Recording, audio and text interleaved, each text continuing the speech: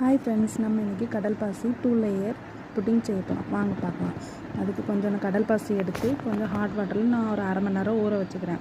ஊற வச்சதுக்கப்புறமாட்டி அதை அடுப்பில் வச்சு கொதிக்க வச்சு அதில் ஒரு அரை கப் சீனி போட்டு நல்லா கொதிக்க வச்சுக்கிறேன். அதுக்கப்புறம் அதை இன்னொரு பேனில் மாற்றி அரிப்பு வச்சு அதை ஃப்ரீசரில் ஒரு அரை மணி நேரம் வச்சுக்கிறேன். வச்சு எடுத்ததுக்கப்புறம் அது குட்டி குட்டி க்யூபாக நான் கட் பண்ணி ஒரு ஓரமாக எடுத்து வச்சுருக்கேன். இப்போ இன்னொரு பேன் எடுத்துக்கிறேன். அதில் 1/2 லிட்டர் பால் ஊற்றி நல்லா கொதிக்க வச்சுக்கிறேன். பக்கத்தில் நம்ம கடல் பாசி இருக்குல்ல, அதை கொஞ்சம் அரை மணி நேரம் ஊற வச்சுருந்தேன். இது கொஞ்சம் தனியாக அதை நான் அடுப்பில் வச்சு நல்லா கொதிக்க வச்சதுக்கப்புறமாட்டி ஒரு அரை கப் சீனி ஊற்றி பக்கத்தில் பால் கொதிச்சதுக்கப்புறமாட்டி இதை அதில் ஊற்றி நல்லா கிண்டிக்கிறேன். அப்புறம் இதில் நம்ம 2 லேயர் சொன்னோம்ல, அதனால் ஹாஃப் பாலாக பிரித்து ஒரு இதில் ரோஸ் மில்க் எசன்ஸ் ஊற்றி நல்லா கிண்டிட்டு அதை நம்ம ஒரு பாத்திரத்தில் ஊற்றினதுக்கப்புறமாட்டி குட்டி குட்டி க்யூப்ஸாக நம்ம கட் பண்ணி வச்சுருந்தோம்ல, அதை போட்டு அரை மணி நேரம் நம்ம ஒரு ஃப்ரீசரில் வச்சுக்கிறேன்.